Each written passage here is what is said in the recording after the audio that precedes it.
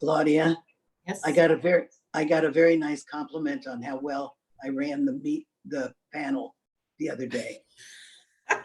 You always do a wonderful job, Natalie. I said I would pass it along.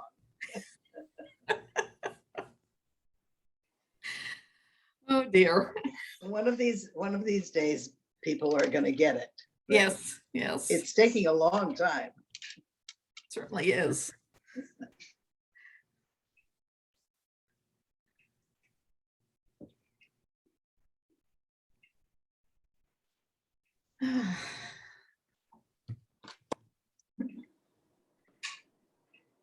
I have to find some other way to send the link out for this, because apparently it goes to spam for a lot of people. I've been getting all kinds of messages. Not a quiet morning. Good morning. Good. Who's saying good morning? I don't see George Erickson, George. Hello, George. a former Bailey Crossroads office renter. Oh. I'm not sure how you do the screen on this yet. You should have a button if you're on a PC along the bottom that says video. Has a little, Unfortunately, I'm on a iMac. I Then can't do that. it's on the top. On the top. I see recording. Look for the video, the little video gizmo. Okay. Looks like a movie And camera. it might have a bar across it, or it might say stop I video. see view gallery. How's that? That's the gallery view. You're on that. But there you are. You've just turned on your video. No, George. Have I? No, Thank you. Somebody else? that's Oh, someone yeah. else. Oh, Okay. do you do start video? Yes. Yeah, start video. There, done. There You you are. are. Congratulations. Thank you for the help. I appreciate it.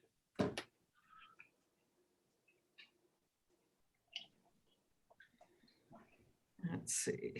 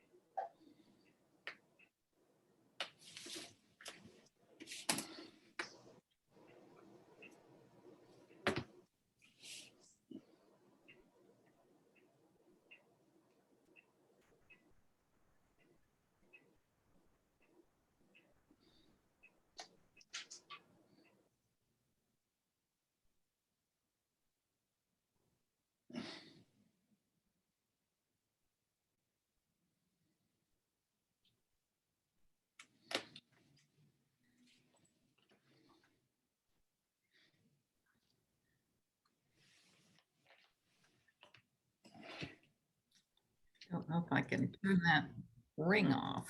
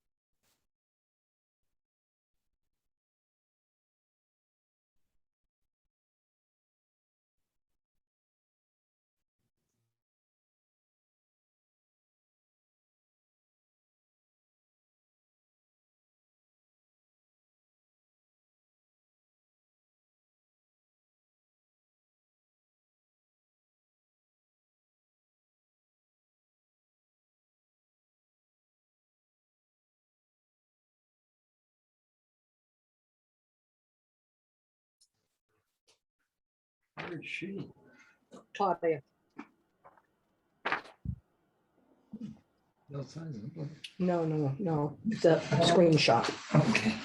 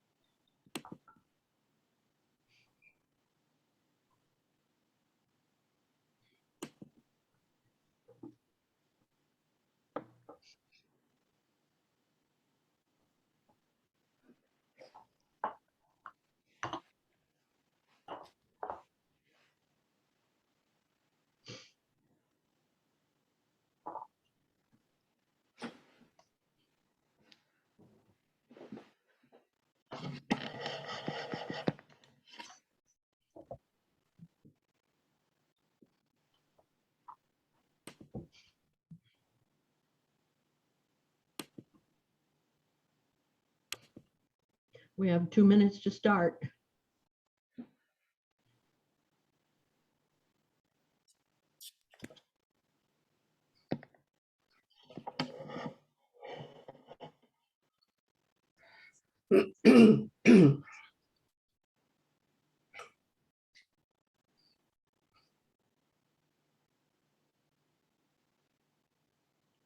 Hi, Penny. Hi, Claudia. Morning, everybody. Naomi, can you hear me? I can. Okay, good. We got 2 minutes to start. Nice crowd. Thanks for showing up, everybody. Yeah. Our speaker is having trouble. Oh, So can you hear me now? I No? can, Yes. who's talking? Can you- Linda, hi, there's your video, Linda. Well, it's only because I'm on my iPad, not my computer, so I've got to figure out how I'm going to do this. Okay, Yeah, see, you can kind of see me, yes, but you can hear me okay, right? yes. All righty. Well, this isn't exactly how I wanted to start, but I've been having a few technical difficulties this morning, but probably because it's raining. So Yeah. And Linda, the lady above you on the screen, is an expert in iPad productions. really, well, Naomi Willie, so maybe she can lend a hand if you need it. Don't So think- Linda, is it your computer that's having problems as opposed to your iPad? oh, yeah. My iPad's fine. It's just that I don't have an iPad stand, so I'm trying to figure out what to do. My computer obviously would be ideal for a presentation, and I've got IT on their way. So we'll see how this goes. But you can kind of see me, right? Yes, as long as, right there is good. Yeah, Okay. That's good, Linda. okay. Let's see if I can hold it. I have a cute little iPad stand at home, but not here. Let's see. Okay. Figure out how to keep it there.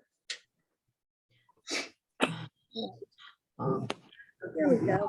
We unmuted. Can you hear us? Oh,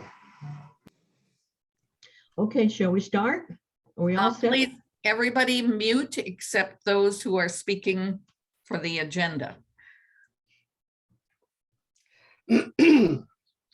Okay, terrific. Good morning, everybody. Thanks very much for showing up. I'm Penny Jez, and I'm president of VaCCRA, and I took over in January of this year. And I want to welcome our members and people who are signing in from across the country, and some repeat people as well. So please welcome. Our program today is going to be introduced by Joan Lewis.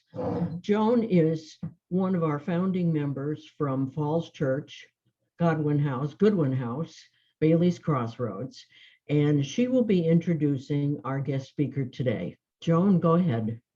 Thank you, Penny. Linda Lateana is the hallmark for resident-friendly management and has been a longtime supporter of VaCCRA. As Chief Operating Officer of Goodwin House, Linda is responsible for keeping our 2 life plan communities strong and consistent in reputation, service, and practice. In addition, she develops and oversees new initiatives and programs to serve residents and the broader community. Linda also provides oversight to our clinical pastoral education program, which trains religious leaders of many faiths in ministering to seniors. While serving as executive director of Goodwin House Bailey's Crossroads, she led us through a $140 million expansion and renovation. Starting her career as a licensed clinical social worker, she has served on state, national, and nonprofit boards and commissions. She is committed to the field of senior living and to the education of those who work and will work in it.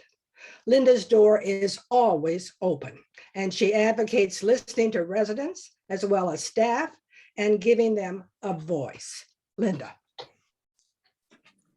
Thank you, Joan, for that lovely introduction. This is going to be a little tricky right now. I'm going to move my iPad into another area so IT can get on my computer, right? yes, ma'am. Okay, so we're going to see if this will work. Hold on one second. Okay. It's the sound and the picture. And see, Recording in progress. got it. Okay, neither of those will work, so if you can get me on. All right, I'm going into another room so I can start the presentation. Can you still hear me? Oops.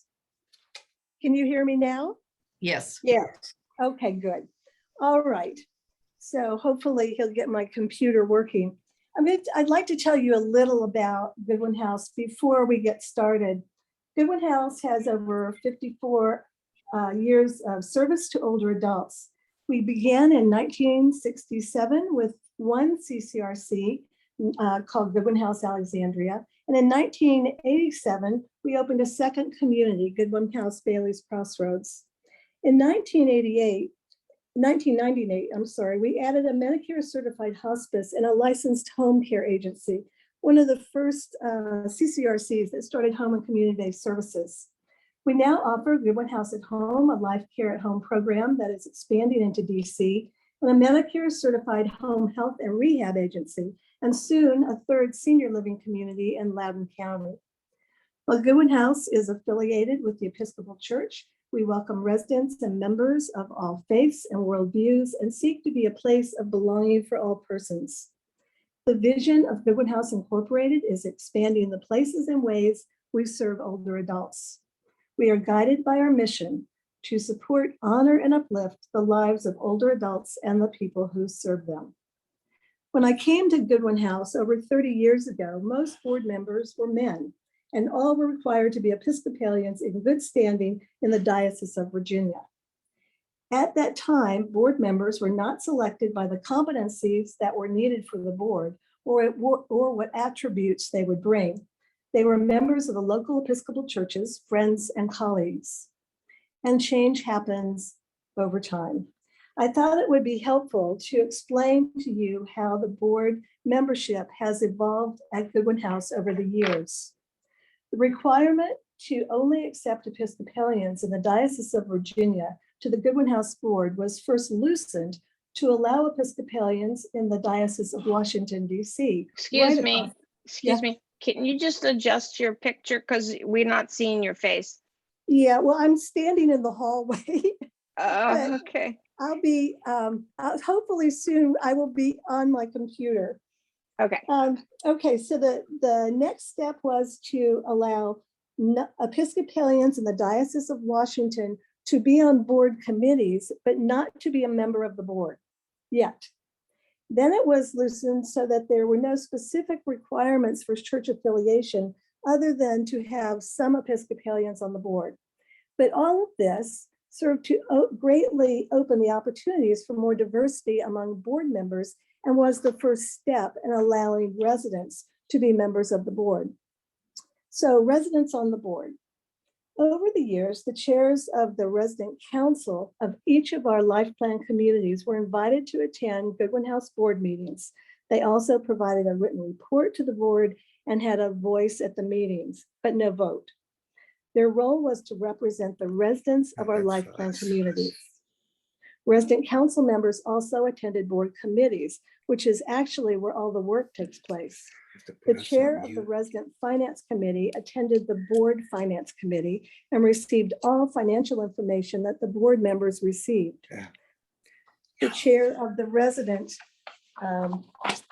outreach committee, I'm having to, attended and had a vote actually at the board community accountability and outreach committee.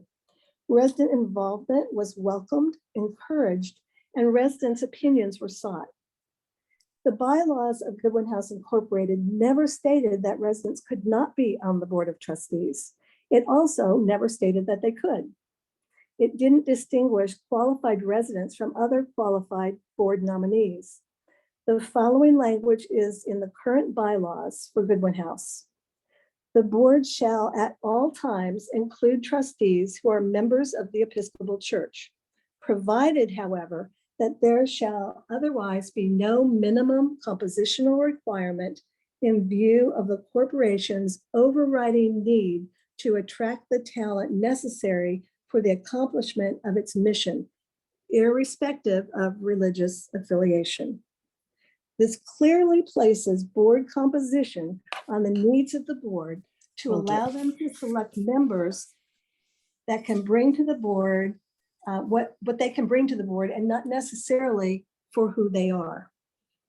This philosophy is consistent with that of Leading Age Virginia. According to Melissa Andrews, boards should have the flexibility to appoint the most qualified people possible to set strategy and sustain mission.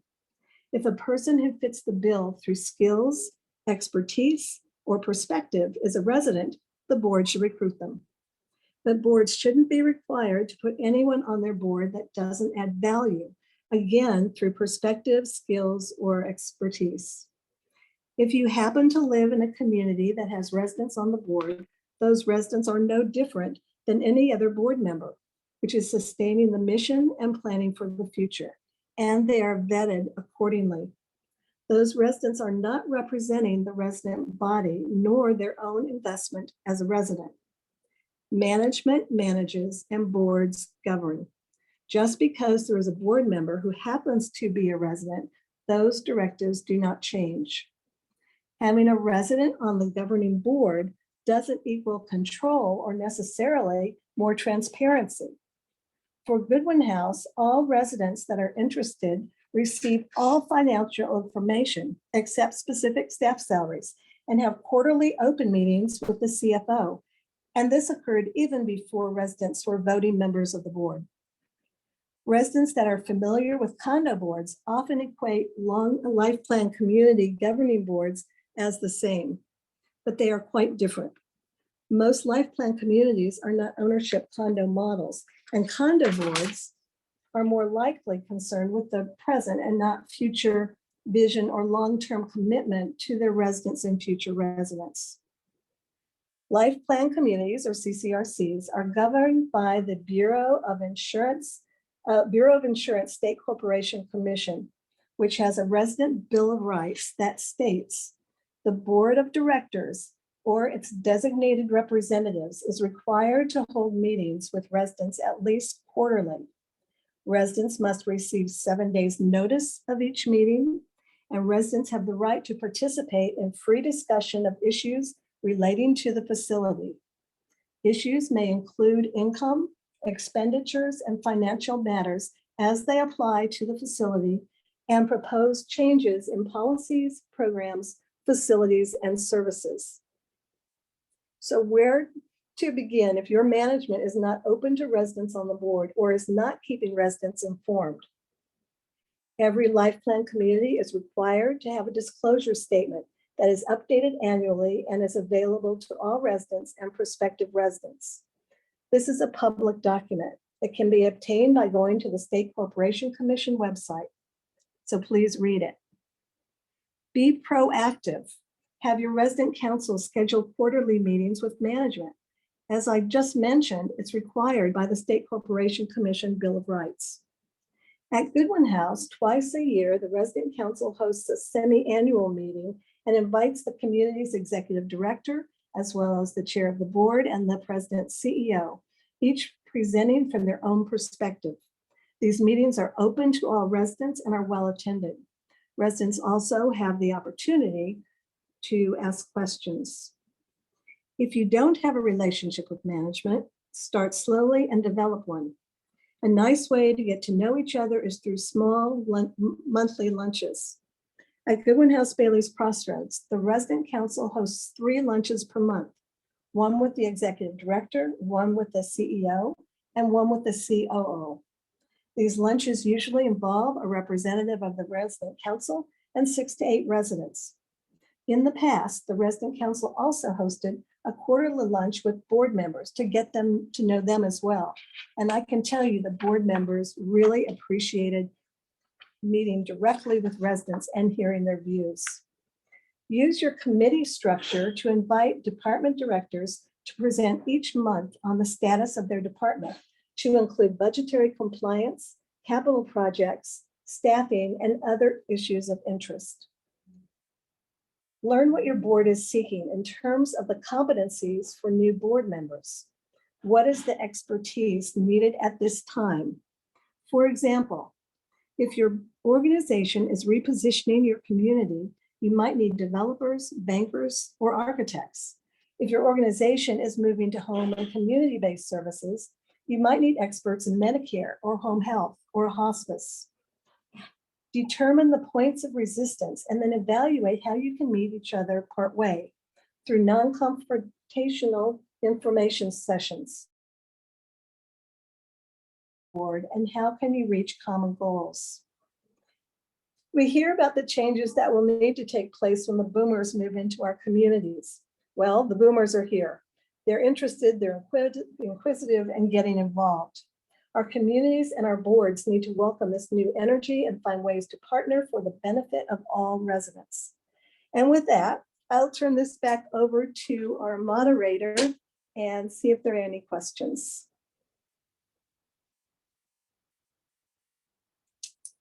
And I'm still in the hallway, so I apologize. Maybe I can move toward my office and see if my computer's back on track. Any questions? This is Mary Corley in Mechanicsville. And my question is, can you give examples of how the resident members have influenced a decision or raised a topic that they wanted addressed that was pretty major? Are you talking about the residents that are on the board or other residents? Yes, on the board, the ones on the board. Yeah, the residents, it's interesting because the residents that are on the board are not representing the resident population. They're a member of the board just as any other member of the board, and they're vetted as such. So they don't bring up resident issues unless asked specifically to do so. The resident issues come through the resident council chairs or the intimate lunches that we have with residents. I'm actually interested in any topic, any issues that they brought up that not necessarily that the residents have raised, but maybe something that they see as important, such as climate change issues, a specific aspect of climate change, or some other thing like that, that they thought was important for the board to consider in their strategic plans. Our board has a defined strategic plan, and the residents that are on the board address the strategic plan. One of the issues that came up recently, one of our pillars is dementia. And there was a discussion about changing dementia to brain health because it's more inclusive, and residents weighed in on that. Residents are mostly concerned about rate increases. They're concerned about growth, and part of our, as I mentioned, our vision is to increase the ways and places we serve older adults. So that is a big discussion on the board, especially as we're growing as an organization and moving not only from Virginia, but into Washington, D.C. now, and that's new for our organization. Can I move in? Okay, I'm going to move into my office. So let's see if I can do this.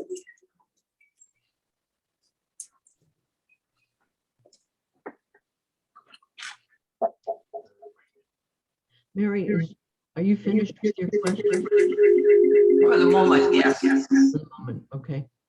Okay, Jim Haynes I'm also back. has his hand up. can you hear me? You can hear me, yes? Yes. Yes. There you are. All right, go ahead. Now I'm back. You know, your neck is cut off. Yeah, so- if you tip your screen down a little bit, or I have a camera on my monitor. Better? That looks good. A little bit better. Okay, Okay, now I'm back. Sorry. Go ahead. the request came through chat, wondering if you would be able to provide your comments in written form so that we can share them with people who I would either be weren't happy- here. I would be It was happy just to. great. Should I send them to you, Yes. Claudia? Yes. And then you can distribute them? And I'd then be I'll happy to. distribute them. Thank you. okay. Good. Jim Haynes has his hand up. Jim, go ahead. Thank you. That was, in a word, fantastic. Linda, well done. And I think I was Thank one of you. those that asked for your copy of your comments. I want to read them and digest them. Okay, thank you. Sorry for the technical difficulties. No, great job. Great job.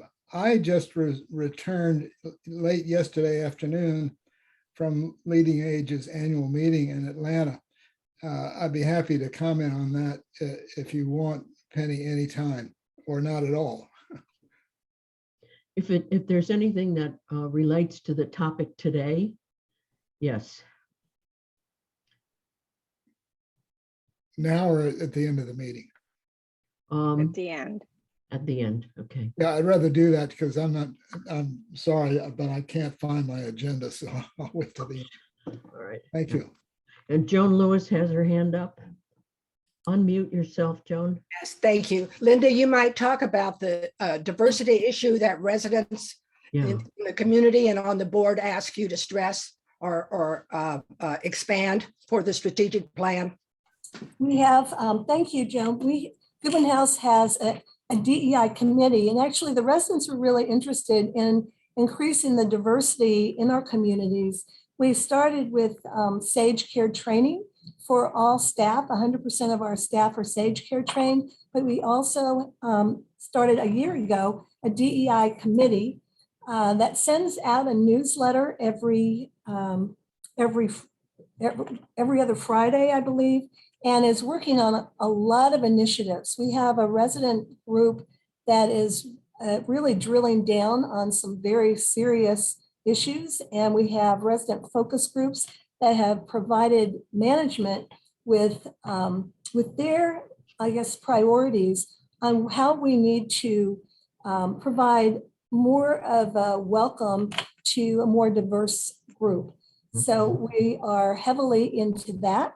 Okay. We're heavily into that right now. We're looking at everything from the food we serve to the art on our walls to how we reach out to other groups in our immediate area.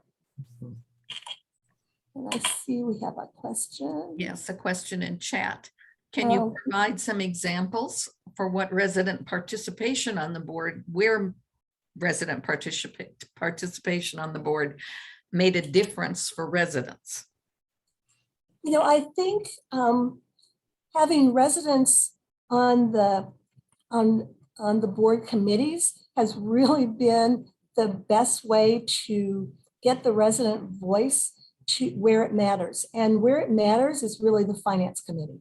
And I think that's, if you have finance committees in your communities, and you don't have a resident attending, I would really recommend that's a place to start. At the board meetings, the residents are able to put forward, the resident council chairs put forward a report. And what I tell them is to put in your report what you want the board to know, because that's the way to get the information across. Resident board members, on the other hand, provide a perspective to the board in terms of our strategic plan, but it's coming from their own experiences, their professional careers, and I wouldn't even say not necessarily age, because we have older board members as well. So that's where the board, the resident board members provide. It's really from their own experiences. It's not necessarily a resident representative. Naomi has her hand up. Naomi? Unmute yourself. Naomi, unmute yourself. There you go. Okay, there we go. Hi. Hi. I live in Covenant Woods, and I wondered, you mentioned SAGE training, and I don't know what that is. Could you explain that? Sure, it's LBGTQ training. We started with management, just the leadership of our organization at both of our life plan communities, and then we've kind of drilled down to all employees, and we're going to open it to residents as well. Thank you. Another question through chat comes with, do resident board members recuse themselves from voting on the annual budget as a conflict of interest? They do not. They're board members. They're not representing the residents. And another is, do residents have access to the minutes of board meetings and strategic plans? The strategic, I'll start with the strategic plan first. It's been, this current strategic plan was initiated 3 years ago, and we have regular updates of the strategic plan to residents. So it's very open. Of course, residents know all about the strategic plan and they keep up with it as frequently as they would like. We'd like to present it more, but I don't think there's that much more interest, but it is presented on a regular basis. As far as minutes of board meetings, I don't know, some of our residents, do you get the board minutes? There's no, I actually am not sure if residents see the board minutes. The residents that are on the board certainly do. Claudia, when you were chair, did you ever see the board minutes? Or John? No, I did not. I was vice chair, but I I personally think it would be nice if the resident council chair gave a report at a community meeting occasionally on what was going on in the board, but that's a different matter. It's not the topic at hand. Okay, and Like, Jen totally saw them as related. well. Mhm. Okay. if I heard something in a board meeting that I thought it was important for the resident council to know, or the residents to know, then I would ask the chair of the chair of the board or the CEO if I could release that information. And it was usually positive. Goodman House is a very transparent organization, so there's not much we don't share with residents. So, yeah. Let me see what else. How long after board meeting are minutes available to residents? Okay. They're not available in full to residents. In my experience, residents receive summary of key board decisions. Absolutely. But remember, we also have resident council chairs at the board meetings, and they can relay information to residents. They're there representing the residents. So we have resident council chairs as well as resident board meetings, board members. And we don't have a number. Our foundation board also has residents on it, and there's not a set number there either. And it's not like one board member for each community. It's really, they're vetted just like any other board nominees.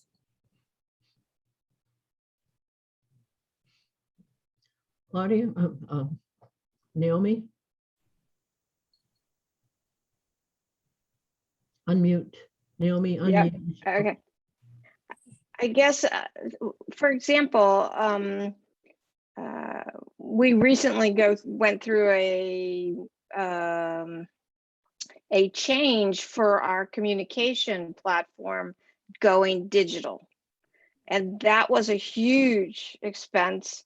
And of course, we, the residents, were not aware of that expense or anything like that. Is that the kind of things that when you share more to the residents, that you would share that in a meeting or something like that? Residents see the budget. They see the monthly financials. They see the capital budget. They get reports on the capital budget every month from the executive director. So there are no surprises. The residents know exactly what we're going to be doing and spending our money on for the upcoming year. And they also get input into the capital budgets. And how many, okay, you said there's not a limit or like a set number. Currently, for your board of directors, how many outside people and then resident people? I think we have 12 board members and 1 or 2 residents. I'm trying to think how many residents we have at the moment. Do we know one? It's Tony? Yeah. Right. Yeah. Okay. Okay, and you also said that the committees can structure. also listen to the board committees, I guess, that are appropriate. Residents attend, the chair of the resident finance committee attends and is an active member of the board finance committee and gets all the financial information that is distributed to the board finance members. So that's if I had any recommendation, I would recommend that you can get resident council members to attend board committee meetings, because that's where all the work takes place. And that's where you can get a real voice. Our resident counts, our board minutes, our board meetings consist of a lot of written material that's given to the board prior to the meeting. And then there's a consent agenda. So the written information isn't discussed now. The board discusses the strategic priorities. So that's where the discussion is at the board meeting. So if you want information to go to board members, it's in the written report. But as far as board committees, absolutely residents, and they're not board member residents. They're just residents that are on chairing committees of the resident council. Very fascinating. Thank you. That ties in, I think, with a question from chat that says, what advice would you give to residents to increase transparency in a CCRC? Well, I talked about the disclosure statement, and that, please read that if you haven't. It's updated every year. It has the resident contracts in it. It has all the financial information. It's all out there. So as far as transparency, every organization is different. And Goodwin House has always been very transparent, always since Goodwin House Bailey's Crossroads opened, and the residents kind of demanded it. But management has been, over the last 25 years, very receptive to sharing everything. You all are the stakeholders, right? You need the information. So I can't imagine living somewhere where you don't have that information. So transparency, I would start with developing a relationship with your executive director if you don't have one. And that's, we talked about ways to do that. It's baby steps. It doesn't happen overnight. Being confrontational doesn't help. But there's information that you are required to have as a CCRC that's out there for you. So what other, I guess I'm curious, what kind of, when you say transparency, what kind of information are you seeking?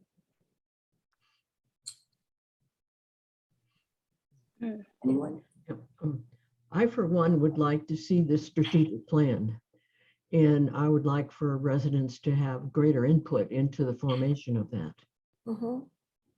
Okay. It makes sense. That tells you where you're going, where your future is. I think, and if I can just clip in on the strategic plan, when our newest strategic plan was presented 3 years ago, it was as part of a town hall. So it had maybe 20 minutes and residents felt not enough time to delve into what that meant. So worked through the resident council and appointed a liaison to the strategic plan, whose job was not to be part of the strategic plan's workings, but to organize twice yearly hour-long meetings where the only topic was the strategic plan, and that materials, the topics were to be because there are 9, I think, areas of focus for our strategic plan, which ones were going to be of the focus of that particular hour. Materials for that were to be presented and available in our library ahead of time. The topics were to be announced, and then we would go to the meeting prepared to ask better questions. So that kind of thing can be done, and that was done through the resident council relationship with management. And our strategic plan is pretty unique. It's the first plan that I've seen like this. We have advanced teams for every pillar on the strategic plan, and these teams are made up of lots of different people that work together on that plan, and they meet regularly. So it's a living, breathing strategic plan. It's not one that was developed and put on a shelf. It changes monthly, and not the plan, but the work on the plan. So getting twice a year updates, I think, is really important for the residents, and not both of our communities don't want that. We provide as much information to our residents as they want, but we don't force it. So there are two things. I think one is what's really important is to work through your resident council. That's your legitimate body that represents residents and represents residents to management. A strong resident council is really, really important. Yeah. Linda, I also have a question about the resident satisfaction survey that's routinely used across at least Virginia. And I'm always concerned that these questions are limited in terms of how they're framed. And then the report the community provides on what residents have said about their levels of satisfaction with the CCRC is often thin as well. And I'm familiar, I have a degree in social sciences. I know how to frame research questions. And I'm really concerned that these just don't go far enough, nor does the report back to the community go far enough. What does your place do with regard to that survey? Okay, that's a really good question. Historically, we've used Holleran for resident satisfaction and then engagement surveys. Just before the pandemic, we started one of the things we decided with the strategic plan was to do more frequent pulse surveys on specific issues. So if there was an issue in dining, we would do a dining issue. I sent a pulse survey out at the end of 2020 to all the new people, new residents that had moved in during the pandemic to see how they were doing, because I was really concerned that they weren't experiencing life as we know it in a life plan community. We're getting ready to do another pulse survey, and these are in-house surveys, and they're short surveys, and we're going to do it on SurveyMonkey. Before we send it out, we will vet that with a couple of residents, so we make sure that the information that we're asking is also of value to residents, and that it makes sense. So we still use some of the Holleran high satisfiers as questions, but we do adjust it to what's going on in the community at the time.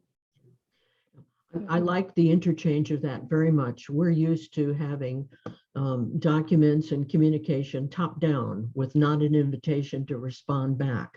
And I think that's something many CCRCs could, institute in their places. I agree. I think that's really important. We rarely send anything out without a resident vetting it, especially during the pandemic. But I know the executive director meets with the chair and vice chair of the resident council on a regular basis. And if anything is going out, he has them take a look at it before it goes out. Make sure that we're saying what we mean to say and that it's being understood the way we mean it to be. That's important. I've got two questions, Naomi and then Jim Trent from Lakewood. Naomi, go ahead. You're muted, Naomi. Okay, I'll try again. Hi. Would the board consider a revamping of the strategy around nursing facilities and nursing home facilities, and or in light of what is new called the greenhouse project? Yeah. Okay, well, interesting you should mention that. We, Goodman House, many years ago, started person-directed care. And about 5 or 6 years ago, we brought in a consultant to start our own person-directed movement, because we were planning in one of our life plan communities a new high-rise small house. And that's the greenhouse model, but it's a high-rise. It's a lovely state-of-the-art, I think, only high-rise small house model in the area. And it is, so the board, yes, absolutely was involved in that.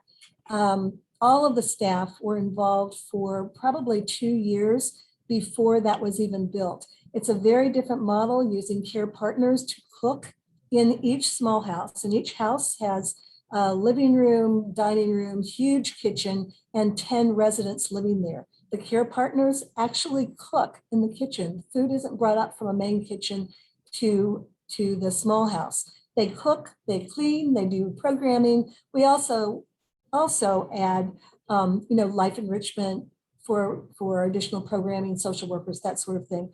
But it's the next evolution of the greenhouse model. And yes, the board did get involved in that. It's a very expensive model to operate. So of course, management was very involved in those decisions. It's a lovely community. Yeah. Naomi, you're still muted. Go ahead. Yeah. Question. And Sorry. Unmute. Okay. So you said that took approximately 2 to 3 years to get to the point of the finances and all of that approval and working that through. Is that correct? Yes, the small houses have been open, I think, 4 years now. Okay, thank you. Great. Jim Turrent, Lakewood. Jim, unmute yourself. Unmute. Jim, unmute. Claudia, can you unmute him from your screen? All I can do is ask him to unmute. Okay. Jim, can you try unmuting?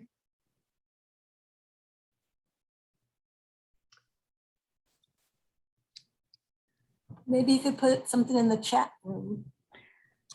You could. Well, there's a question. Where is your small house? The small house is on the campus of Goodwin House, Alexandria. It's their new healthcare center.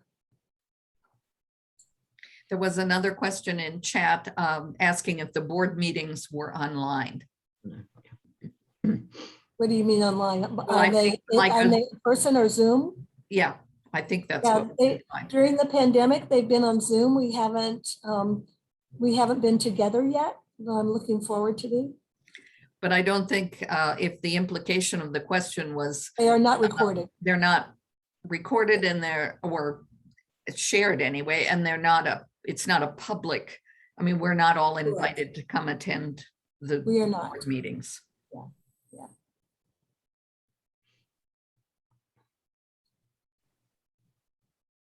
Could I just ask, why not? Board meetings are private information. I don't think we want it to be public for many reasons. And it's not keeping things away from residents. It's not a public forum. And it shouldn't be. That's where the organization discusses private business. Claudia's put up a sign. Unmute, Jim.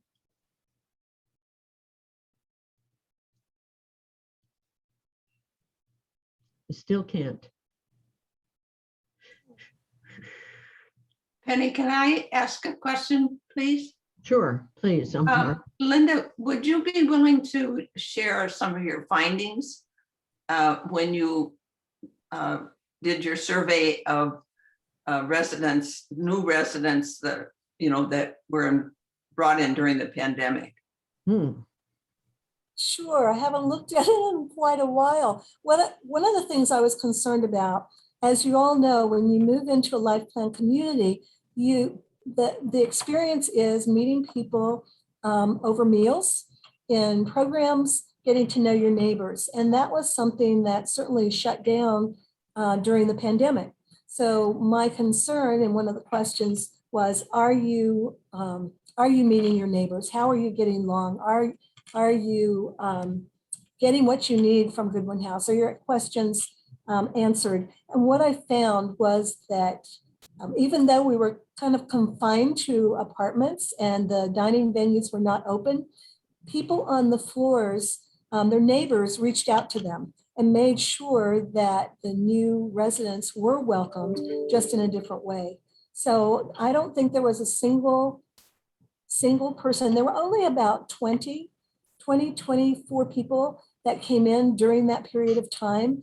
And there weren't any that were upset, dissatisfied. They were appreciative of the measures we took to keep everyone safe. And I was pleasantly surprised that they weren't concerned. I was more concerned, I think, than they were, but there was a lot more going on the residential floors than I was aware of too. So that was probably part of it. Thank They you. were getting together. Has Jim been able to unmute yet? See if you put something else in. Put your sign up again, Claudia. It's me, Naomi. Okay, I mean, Naomi, I'm sorry. Unmute, Jim. Oh, Yeah, I sent him the message through the it's in the system. message. Claudia, can you unmute everybody temporarily? No, Okay, all I I can think he do, should, all I can do Jim, is ask. There he goes. Oh, he's on. Good, yay. Go ahead, Jim. Whom are you referring to? That I one. can't, can you hear me? Can anyone hear me? Yes. Yes. Speak. Okay. I guess I was a few minutes late joining the meeting and I apologize for that, but if you haven't already covered this, Could you tell me how the resident members of the board are selected? Are they selected by the other residents, appointed by the board, or what? Okay. Every fall, the board seeks nominations for new board members, and the residents on the board are nominated just as any other residents are. They're not nominated because they're residents. They're nominated because of what they can bring to the board, and they're vetted just like any other nominee.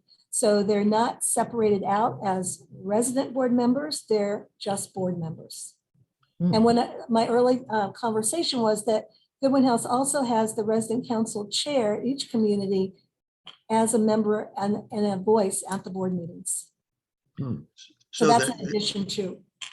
Is the ultimate decision then made by the board as to who joins the board as representing the representatives, the residents? The resident council representative comes to the board through the resident council. Residents on the board come through the nominee process just as any other board member does. They're not separated out differently. They're vetted by the board, they're accepted by the board, but they are not representing residents. They're a member of the board representing whatever expertise they bring to the board.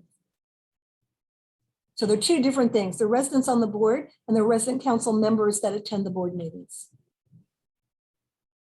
All right, thank you. Yeah.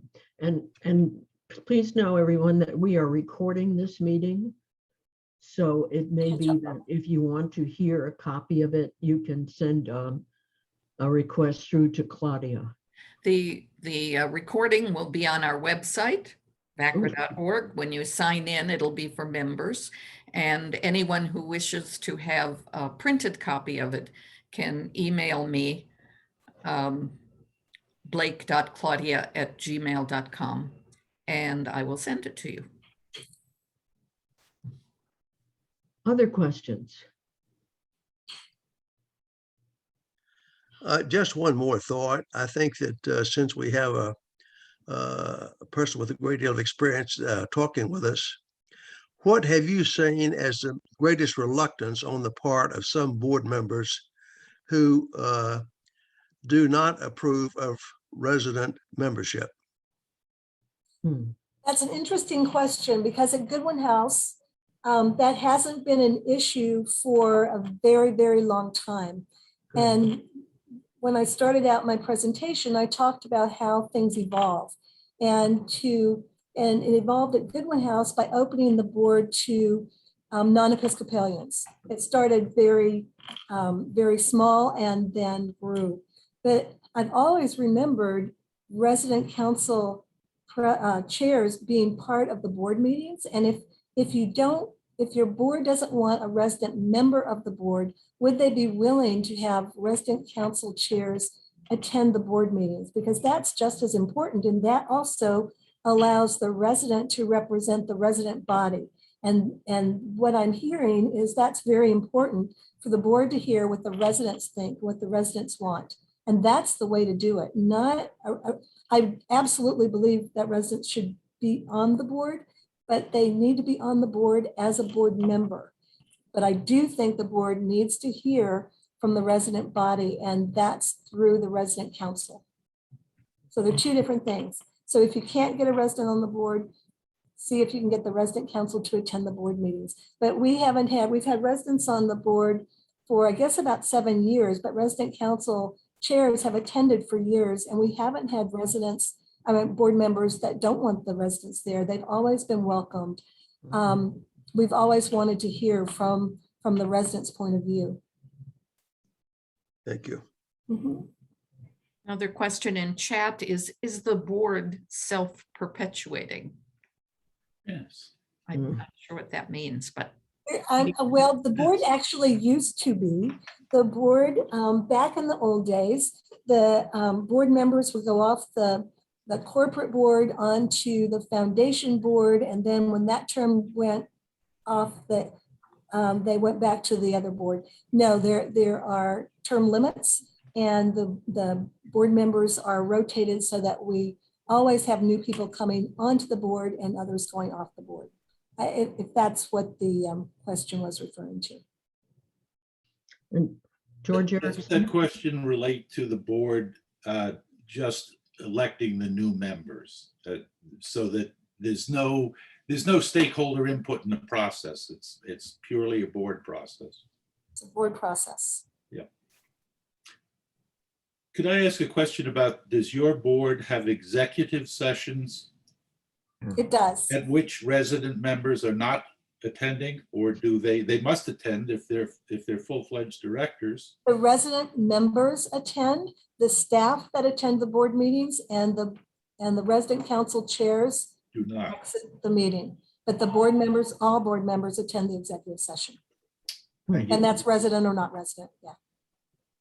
Interesting. Wow.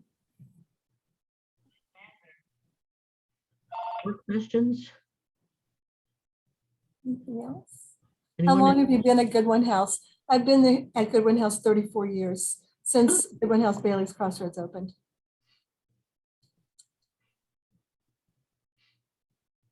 Any other questions? Naomi? No? Okay. Anyone else? No, I don't see anybody else. All right. Linda, thank you so much. No. We really made you work this morning. We really appreciate. And you can tell by the number of questions how important this issue is to all our communities. So we'll look forward to your remarks, and we'll be able to print some or all of them in the winter newsletter that's coming up for VaCCRA. Okay, thank you all for having me. Thank you Thank so you. much. Thank you. Thanks. Applause, applause. Okay. And anyone who wishes to leave now may do so. We're going to move into our business meeting, and we're right on time, in fact, a little bit earlier. So this will be good. We're glad we allowed plenty of time for questions and answers. And we're so pleased that Linda allowed plenty of time for questions and answers. All right, let's move into the business meeting. For those of you who are VaCCRA members on the board and the officers and the directors, you should have had sent to you in advance the request for approval of the May 21st and August 20th board meeting minutes. And if there are any suggestions or corrections, I'll entertain them now. Anyone? If not, I'll entertain a motion to accept the minutes for May 21 and August 20th as presented. So move. So moved. Thank you. And a second? Second. Any further discussion? Signal motion passes. Can't count hands. Too difficult. All right, both motions passed to accept the minutes as presented. Let's move into the proposed amendments for the bylaws. We are required by our bylaws to present these 3 times during the year, and we have complied with that requirement. And Joan Lewis is ready to present the clarification of a couple of issues right now. Whoops. Okay, go back. Oh, Claudia's doing a screen share. Okie doke. I think she is.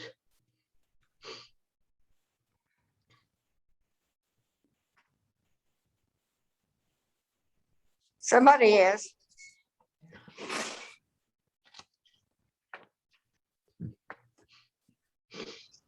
While the bylaws are appearing, can you hear me? Yes. Yes. So while Claudia gets the changes up on the screen, I will tell you that the process for amending our bylaws begins with giving the board an opportunity to provide input. Then an article is published in the newsletter, so all members can review the changes and vote at the general meeting. So today we are proposing changes in 2 articles. Those in Article 5 are just to provide clarity to current conditions. The one in Article 6 is to add a person with institutional memory to the executive board.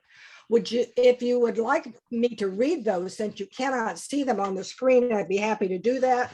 Just really quickly, Article 5, we are adding a community is the foundation of VaCCRA.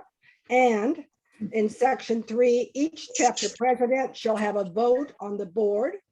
And in Article 6, read the executive committee, we are adding, they may appoint a past president of the organization as an advisor to the executive committee. So I move that we accept the amendments to Article 5 and 6 as noted in the document. Is there a second? Second. Are you All right. able to see it? No. No, It says I'm screen sharing, so I'm. We can only- Somebody is screen sharing. we can Claudia, see your someone topics. is. We can, that's fine. Do any of you have any comments to make about these changes? There there we you go. There they go. are. And the I'll changes. give you a minute. I'll give you a minute to look at them. Yeah.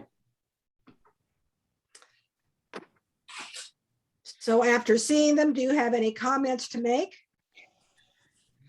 All right, let's vote. All in favor, raise your hand. All right, all opposed, raise your hand. The motion carries. Thank you, Joan. Let's move to the financial report. Claudia?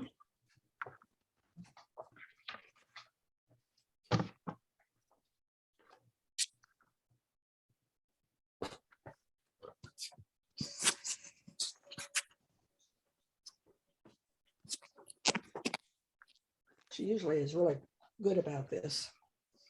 Seems to be a delay.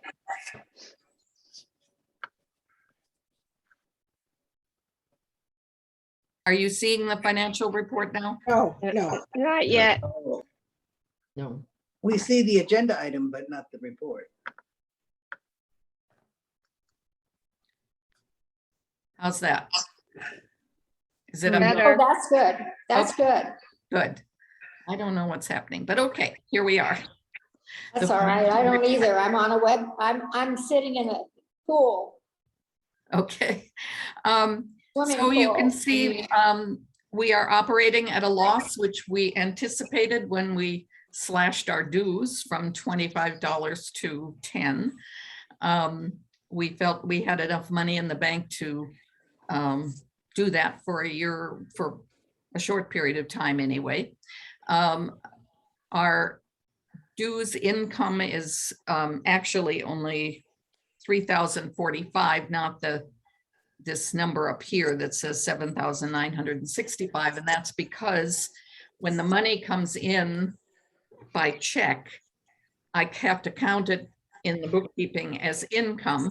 I deposit it into the bank as membership income.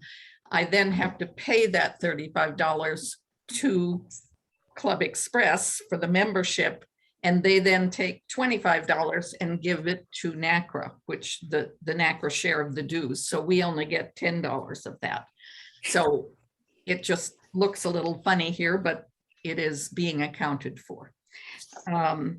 Our only real expense is the newsletter, of course, and so that's where we are. Our bank account balance is here. We still have $42,000, so we can afford to subsidize for a while. And that's all I have for that. If there are questions. No questions? Okay. Claudia. Yes. So we have this amount is for 3 newsletters. There's one more coming, so that number will go get bigger in terms of negative net income. Yes, this is just 3 Okay. quarters, basically a little bit more than 3/4 of the year. Okay. So it's going to be more like $5,000. Yeah. Negative. Okay. Right. And, Gotcha. and I must say that since we are meeting by Zoom, we are not using member money to order lunches or charge registration fees or anything else like that.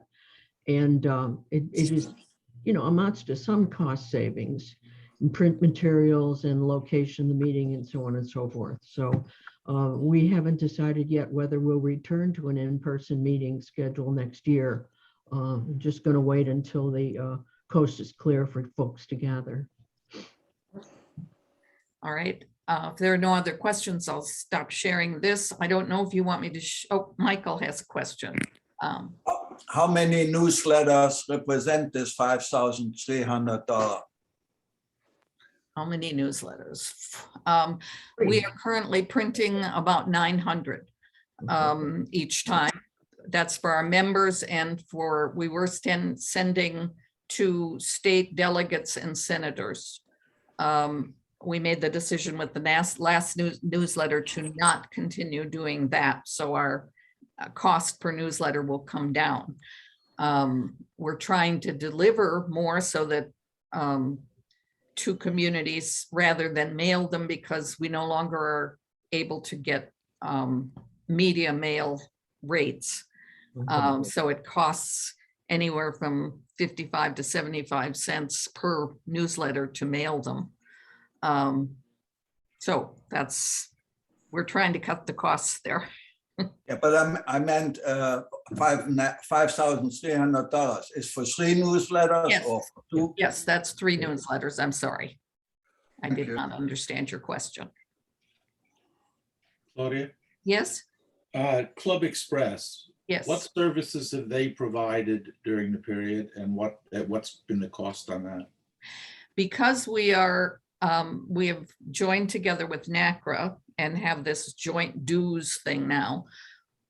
So we've come in under NACRA. We are getting Club Express for free. It would be costing us several $100s a month, which is why we didn't do it before. So it's part of our state. The VaCCRA state pays $500 a year dues to be a state member of NACRA. And because we have then come closer and done our dues jointly, we are getting that whole service for free. It enables us to manage our membership without paying a membership management person that we had with Ellen Hareen. It enables us to send blast emails. It gives us our website is now free. It's included under that, so we no longer have to pay the domain fees and so on that we were doing when we had our previous version of the newsletter of the website. So we are saving money by doing this. It also gives everybody a connection to NACRA, because most of our members were not members of NACRA. Now everyone is. Thank you. Mm-hmm. Any other questions? Okay. Penny, did you want me to share the membership report? Or not? Yeah, I'm really pleased that we have 16 communities represented with members. Okay, let me. And we're recovering from the 18 months of COVID silence. Right. And let's see, that's this one. Now, are you seeing the membership report? There it is. There it Yes. is. Okay. So this is the members we had before, when we were just VaCCRA, back in October of 2019. And then the next day when we joined forces with NACRA. So our membership went up slightly because the people who were members of NACRA but not members of VaCCRA suddenly became members of both, and vice versa. So NACRA's membership went up too. Then we hit COVID, and our numbers went up slightly, and then we hit COVID, and we weren't meeting, people weren't renewing, etc. And now we're creeping back up again. But we also are representing more, scattered members in more CCRCs, as Penny mentioned. Mm-hmm. Yeah, and one of the things I want to point out to board members is we have committed to printing 4 really high quality, content-rich newsletters that are elaborate on our 2 major initiatives of the year, plus a number of series on key topics related to seniors. And we just finished the revision of the VaCCRA brochure. And we're going to have this printed in 2 sections of the state, and we'll be able to distribute when we go and meet other communities. And this is also a companion piece to encourage membership. So it's been my goal and the goal of the executive committee to, increase our membership, produce 4 solid newsletters, 4 good meetings a year as required, and bump our membership numbers up, including in communities, if that's possible, as well as individual members. I'd like to give a call out to Cedarfield, which has jumped from 9 to 25, and I received 4 more in the mail today. So, Yay. And I'm delivering 50 newsletters to them Sunday. So that's the end of that report. If there are no other questions or comments.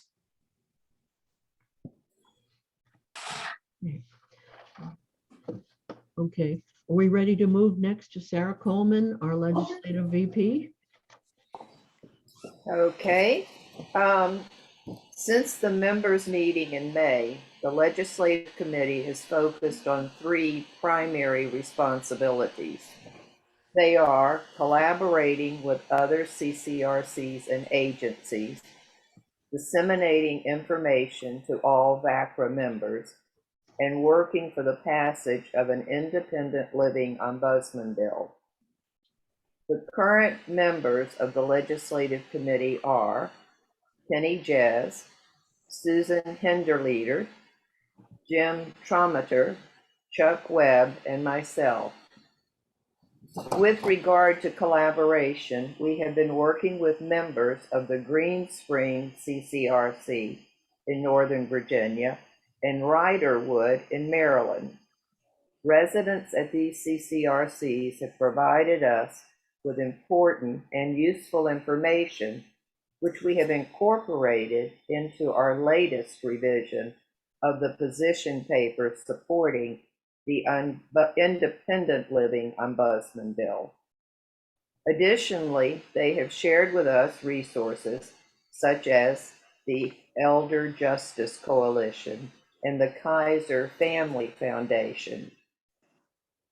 Recently, I made a presentation about VaCCRA to the Prince William County Commission on Aging. They asked me to come and tell them about VaCCRA. In turn, the Commission on Aging gave us information about, and this is a long title, the Area Agency on Aging's Special Information and Assistance Programs. This agency has a number of assistance and information programs, one of which provides telephone assistance for selecting the best Medicare options, like during open season, based on an individual's specific needs and situations. This seems to be a very valuable program. As far as dissemination, most of our members on the Legislative Committee have written articles for the VaCCRA newsletter and/or for the NACRA Lifeline newsletter. In August, we established a NACRA forum about independent living ombudsmen across the nation. Our committee continues to work for the passage of the Independent Living Ombudsman Bill because it is key in securing more governance and safeguards for CCRC residents. Presently, we have 3 delegates who have expressed interest in co-sponsoring the bill, but we must wait until after the November election to finalize the bill and to begin lobbying for it. Delegate Willits, and remember he spoke to us at our last members meeting. Delegate Willett's legislative assistant, Colleen Grady, arranged for our My committee earmuffs. with the attorney who is drafting the bill. During Yeah. Yeah. I'm not really for that. I'm not either. Okay, Barbara, turn your sound off. mute. No. Okay, Barbara McNamee. all right, I'll start with this again. Delegate Willett's legislative assistant, Colleen Grady, arranged for our committee to meet with the attorney who is drafting the bill. During the Zoom conference that was also attended by Delegate Simons and her legislative assistant, many options were explored, with us coming closer to the specific language to be used in the bill. It is important to note everything we are requesting to be in the Independent Living Ombudsman Bill is based on recommendations made in the 2019 House Document Number 6 that were the outcome, those recommendations were the outcome of the comprehensive study commissioned by the Department of Social Services. That's the end of my report. Thank you, Sarah. Thank you very much. Any questions for Sarah? Anybody who's worked in the General Assembly knows that it really takes a long time to push an initiative through. And this has gotten pretty far, and hopefully we'll gain some more steps after the election is done and the dust settles. Okay. We ready to move on?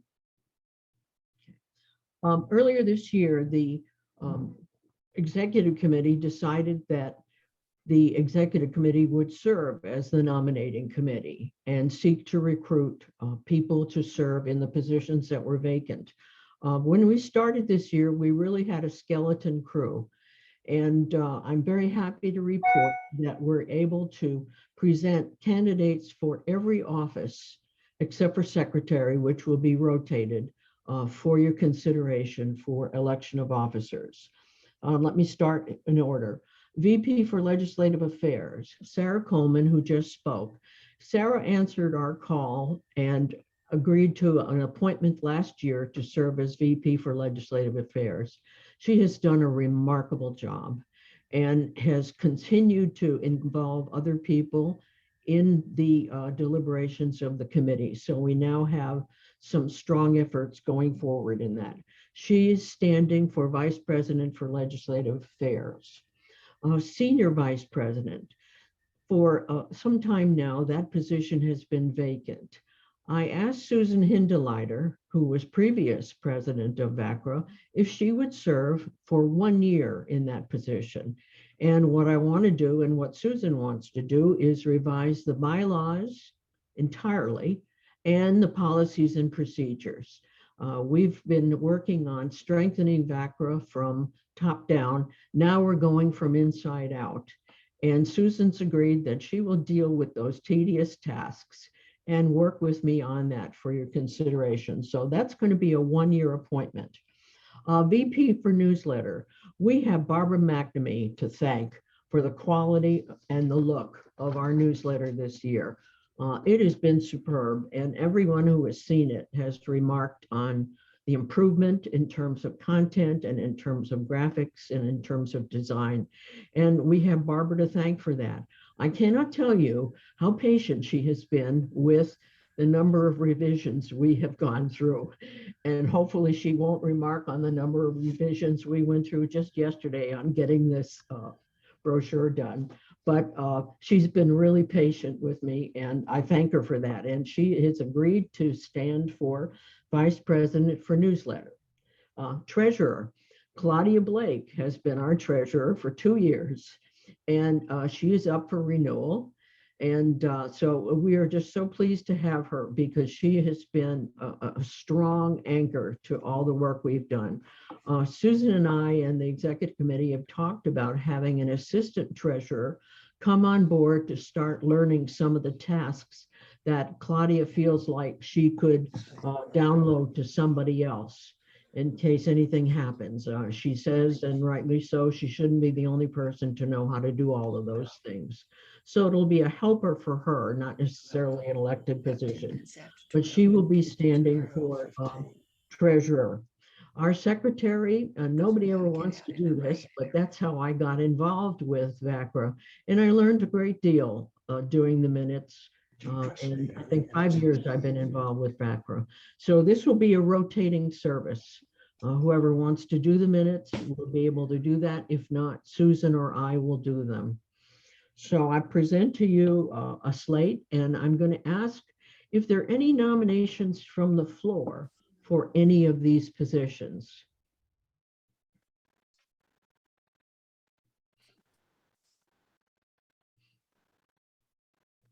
I'm going to ask again, are there any nominations from the floor for any of these positions?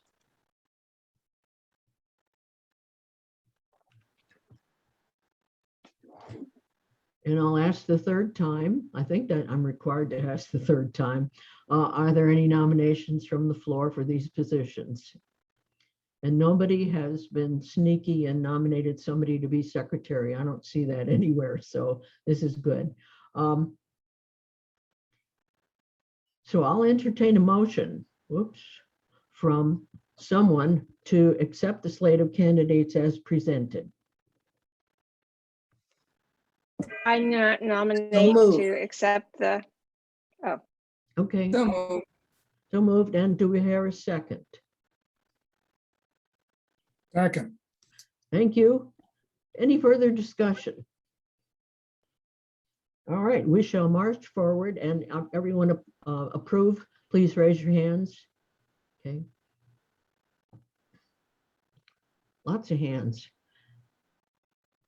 And I see Barbara McNamee has dried off from the pool, so this is good.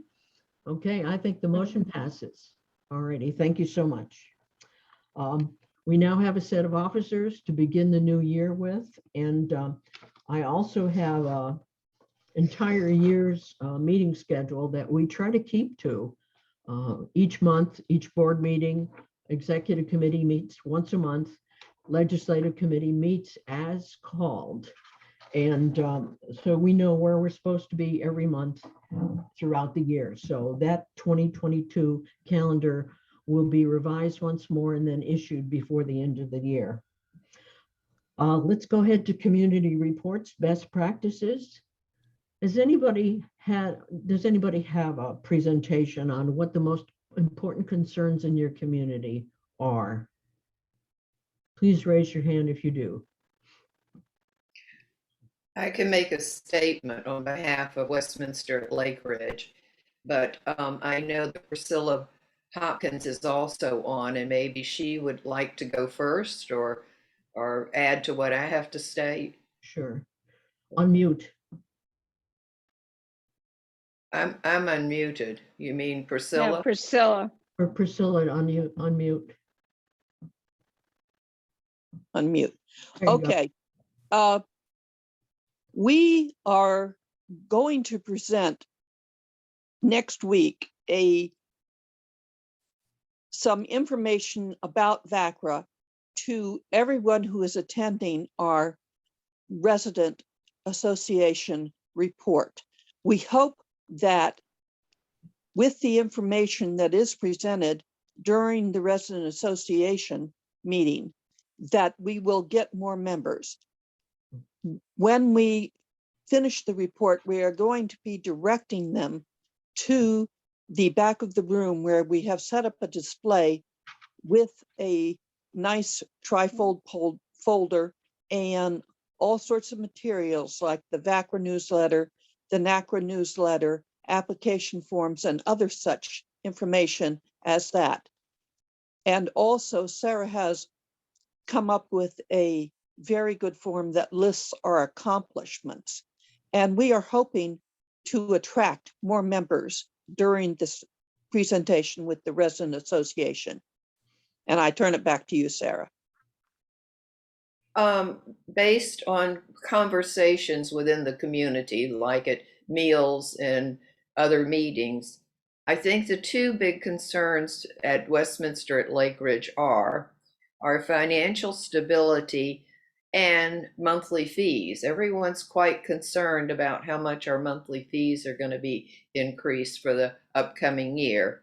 So that's one of the big concerns. The other is everyone wants the residents, the rank and file residents, to have a greater voice with the community. We understand the administration sees this as a business, but we want them to start meeting the needs of their clients a little bit better.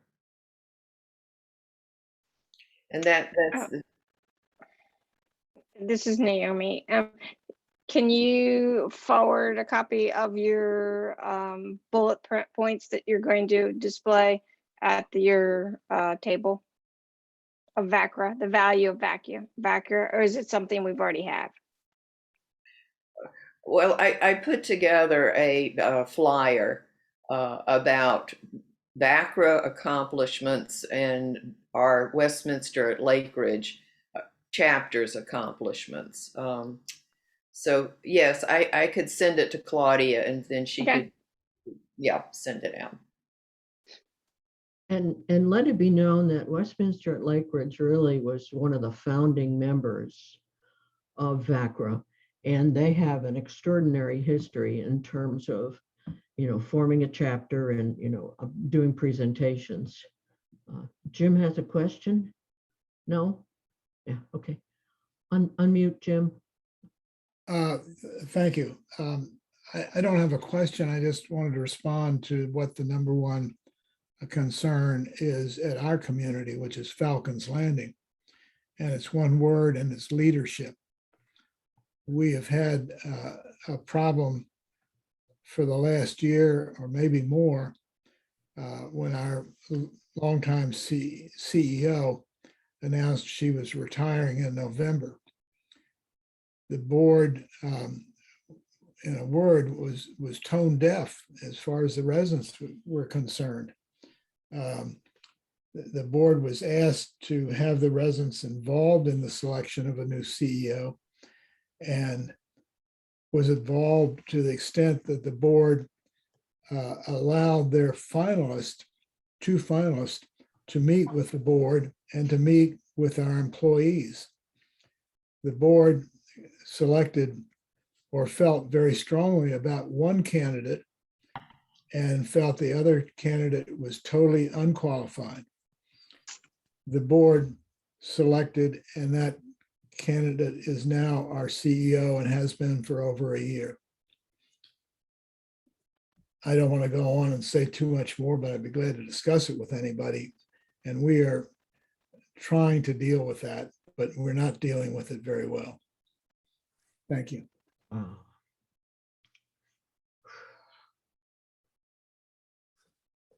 Any other community? Speaking of leadership, Chuck, could you go ahead and introduce the progress we've made in terms of appointing a new CEO? Yes, our board selected Tom Wright, who was on the call here until just recently. He's a very fine leader.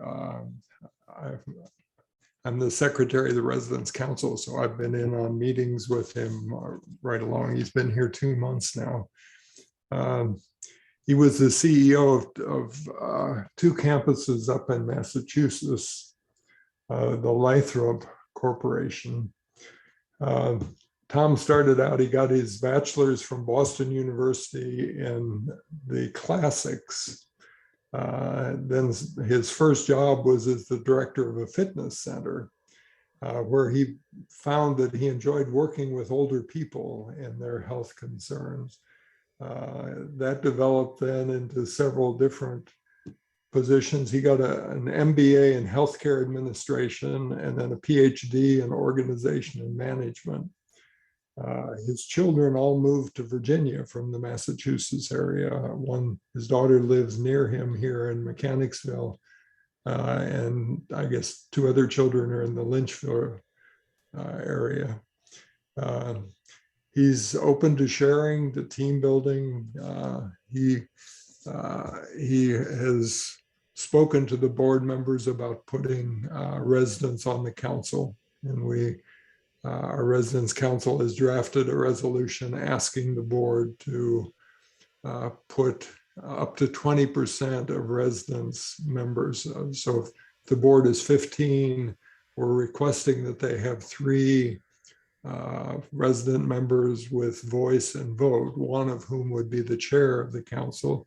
And then another one every year would be elected for a 2-year term. So they would overlap. So there'd be some institutional memory. He's come to, I'm in a Christian men's group here at Covenant Woods. He's come and spoke there.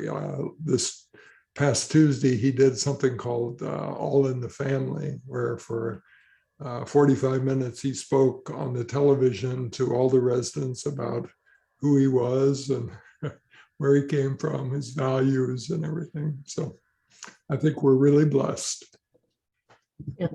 And thank you, Chuck. It also should be pointed out that Mary Corley and Dick Gibbons, who was chair of Residents Council, and Mary had been chair prior to that time, both were asked to serve on the recruiting committee for selecting the new CEO.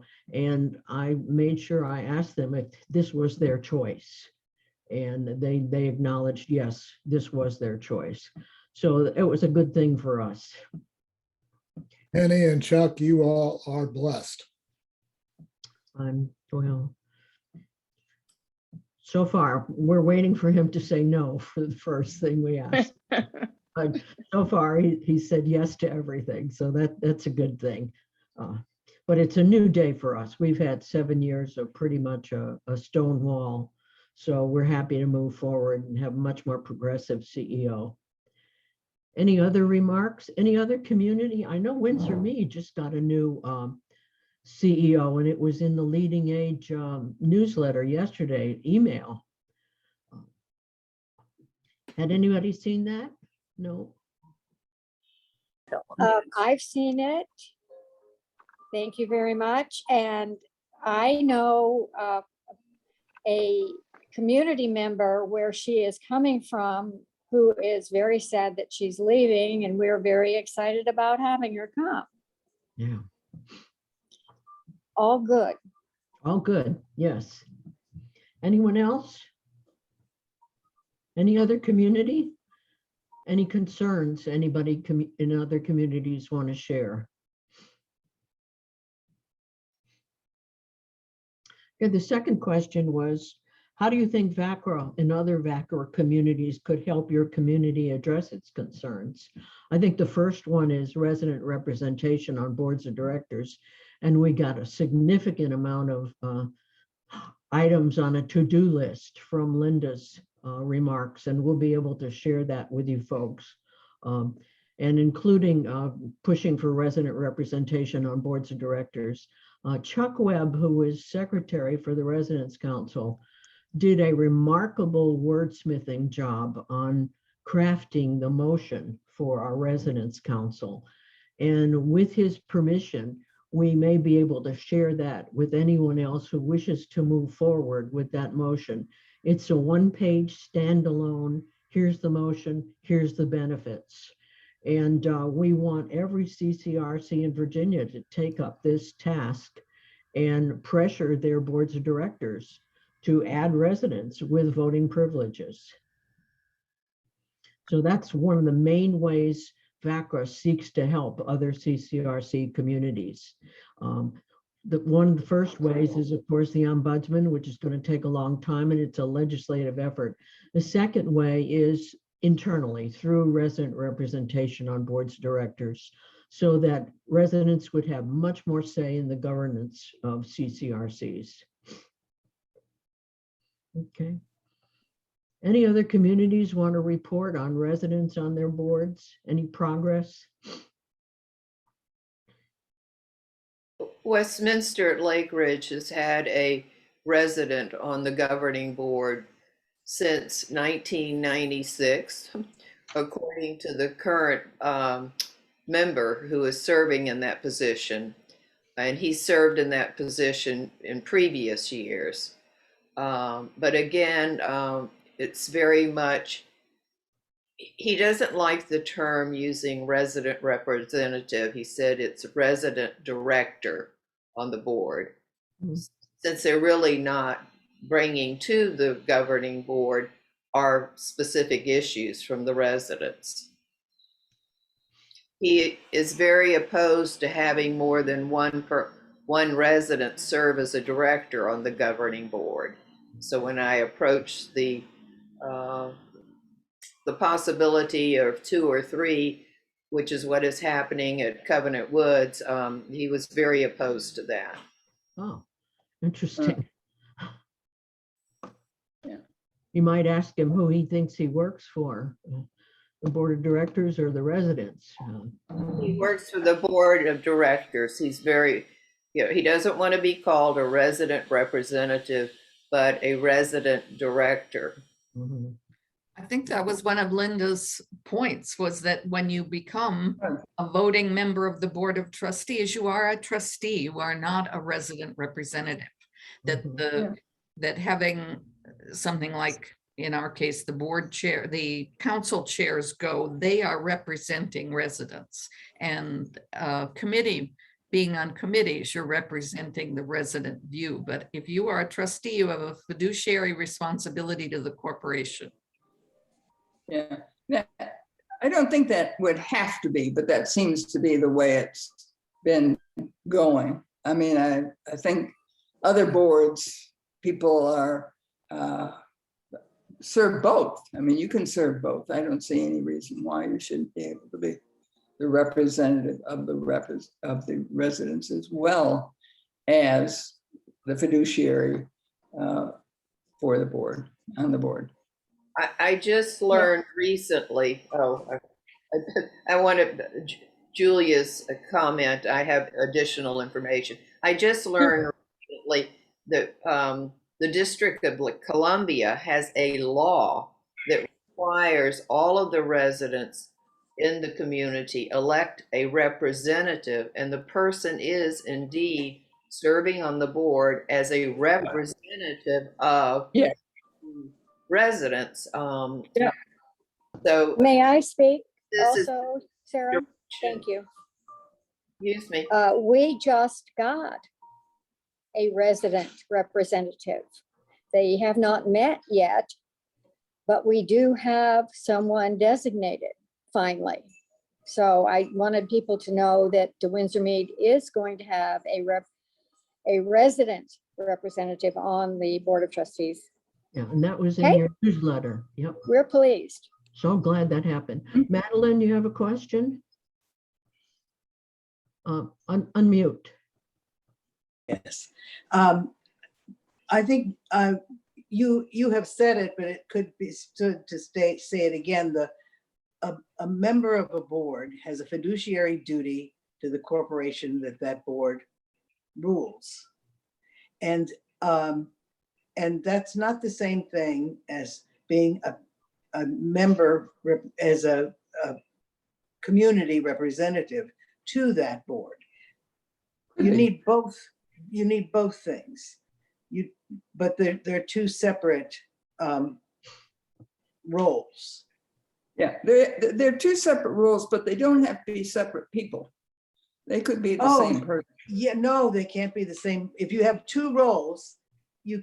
Well, that's okay. I'm coming from a different perspective. I agree, and I was a lawyer in the District of Columbia, where of course that is the rule. But I don't see any reason why you shouldn't be able to be in both capacities, as you are on most boards. You are on a board. You are on a governance board of various other corporations. You are representing somebody, just as you do in Congress. You represent a district, but you also have a role. So I think it could be done. It's hard to balance yourself on two stools. Yeah, I think the criteria will be set by the board as well. Other questions, other remarks? Jim, no? Okay. Anyone else? Any you- updates? Other, for those questions or for other business? Right now for the questions on the community reports. Okay. We ready to move on to unfinished business?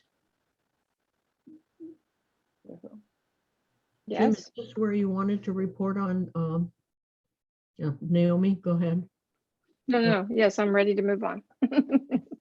Jim, is this where you wanted to report on your leading age? Sure, I'd be happy to do it, and I'll try and do it quickly. And anybody has further questions, you can call me or write me or whatever. The Leading Age annual meeting and their expo, which is their trade show, started last Sunday. I flew down Sunday midday, and our event started at 4 o'clock in the afternoon, where we had a members meeting. Our members meeting was broadcast on Zoom, and any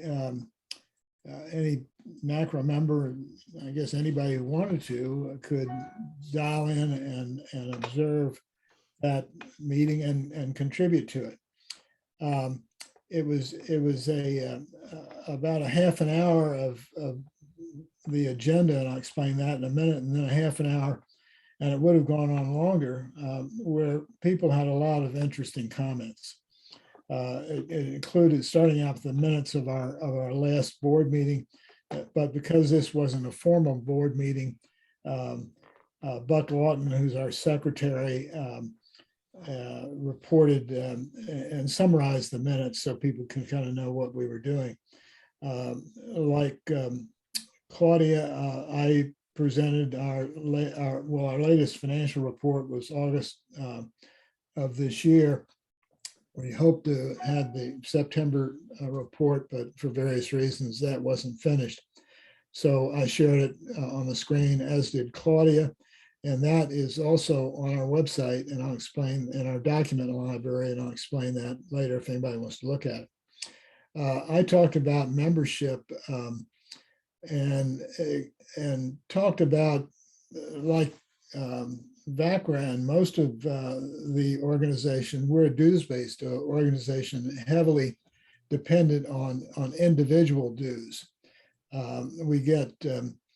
We have some, and I hope Linda will join us if you're still listening, supporting members like executive directors.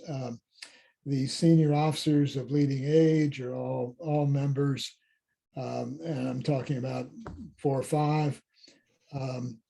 We encourage those that our dues are $25, and we occasionally grant a complimentary dues for maybe 6 months or a year for somebody who does something special for us. And hopefully they'll see the value of being part of NACRA and will renew.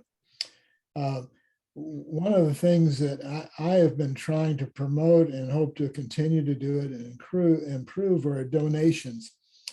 So far this year, we've had donations of $5,500, actually $5,565 to be exempt, from 17 different donors. The largest single donation is $750. The largest amount by any single donor is $3,175. And then a number of, we've talked about and written a couple articles in Lifeline about making a donation from your required minimum withdrawal from your retirement accounts. I think everybody knows that you're required to withdraw, and I've forgotten the amount, might be 10% or something like that, every year from your retirement accounts, which have been contributed, and you get a tax credit for that. But when you withdraw it, you have to pay a tax, your income tax rate on your required minimum withdrawal.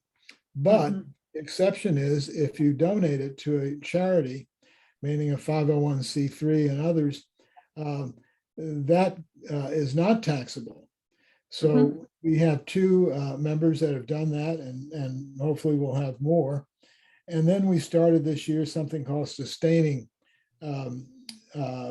donations. And one of the things that Club Express did, based on my suggestion and maybe others, is that they make it possible to commit regularly, like monthly, a certain amount of money to your club, or in our case, organization. And we have four members that do that. And I think it ranges from $5 to $20 every month. I'm one of those four. I don't even miss it. It's just automatic. I get a little note that the donation is to be deducted from your credit card, and you can change it, you can stop it, you can increase it. And I think the first couple of times it asked for the verification card, and just to make sure they've got the right information. So those are 4 or 5 ways that I hope that over time we can begin to build up more of a donation base. I gave a membership report pretty much like Claudia did today, and a little different than what I like Claudia's format, but I have an Excel graph that shows the ups and downs of membership. And our membership took a big jump forward back in November, December, when we joined forces with VaCCRA, and then began to taper off as for whatever reason. Not a lot, but we have more members today than we had before we became, I like to call it a partnership with VaCCRA. I had hoped that Claudia would be on board and make the report like she did today, but she had another commitment and couldn't do it. So I struggled on. We talked a lot about a membership campaign, and I like to see not only some of the communities in Virginia, which have been very successful, but there are others nationally that have been successful in building up NACRA members, not VaCCRA because they might be in Florida or whoever. But we're trying to learn from them and what they do to increase their membership. And finally, I was hoping that Penny was going to talk about, we've undertaken a strategic planning effort. But Jim Fennessy, one of our other board members, Penny was tied up. So Jim and Penny talked together, and Jim talked about strategic planning for just a few minutes.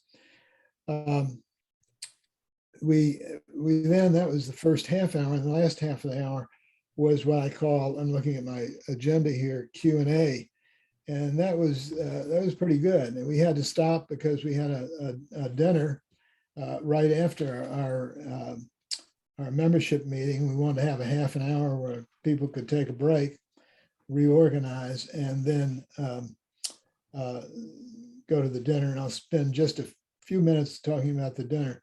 One of the other things that I talked about and we discussed at the members meeting was a new publication that we have out called Healthcare Definitions.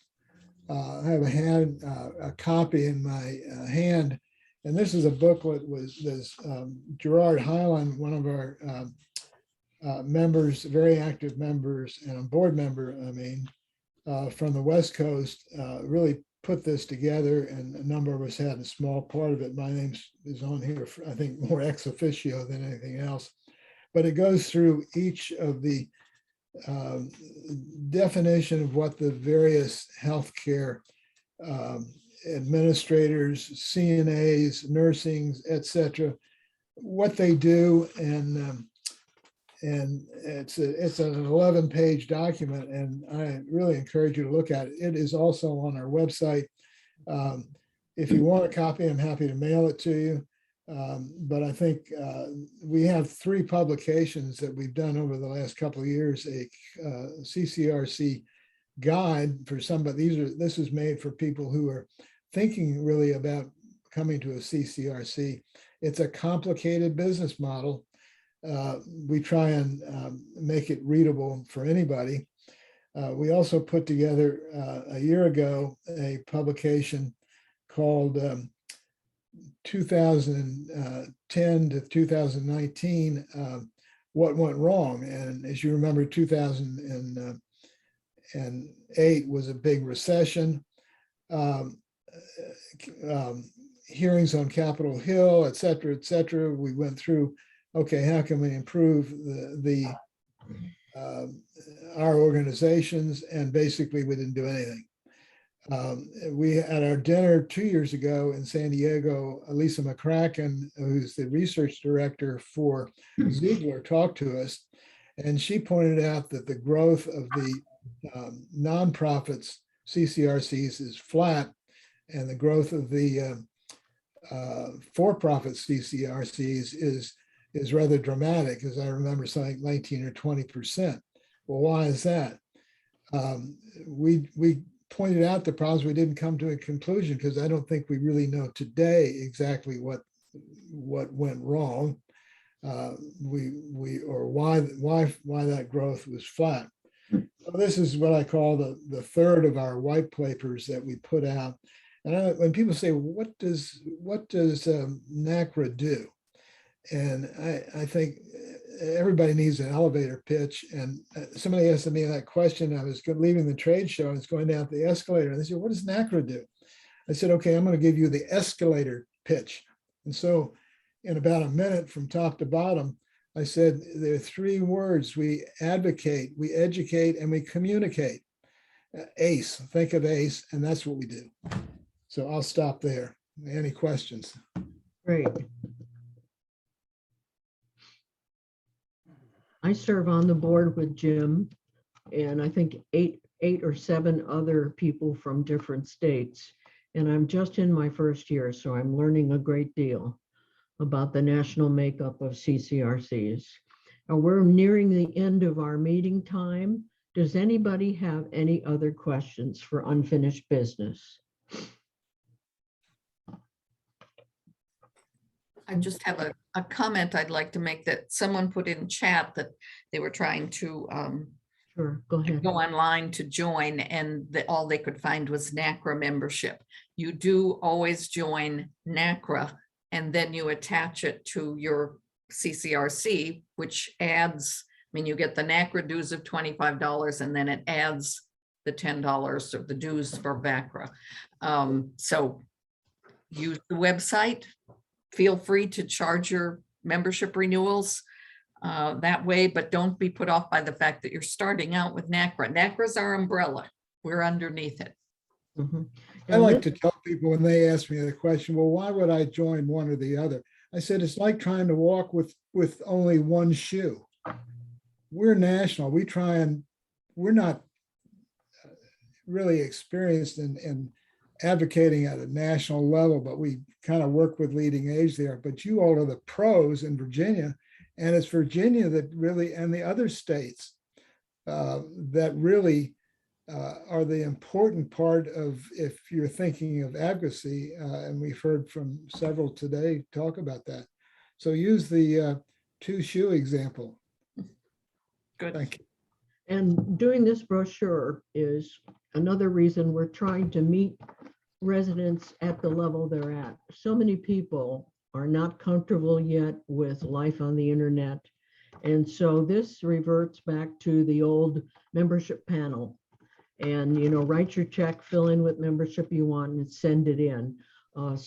We're also trying to get as many people as possible to receive their newsletters via email and have a digital copy so we can save some money on that end. So these are the two efforts we're trying to use to meet people at the stage they're at. Next board meeting. Penny, could I just, this is Mary Corlin.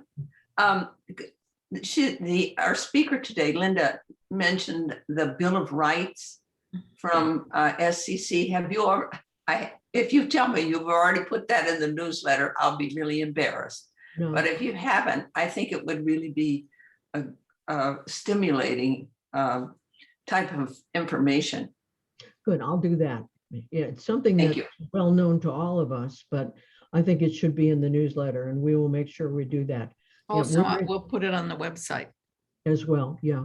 We're in the editorial stage of the newsletter, November 1 through 15, accepting all the articles that we've already contracted for. Our next board meeting is in January 28th. That'll be on the master schedule. Winter submission guidelines for our newsletter, right now. And we'll go into the early spring one next year. Are there any other suggestions? We're right on time for adjourning. Any other business?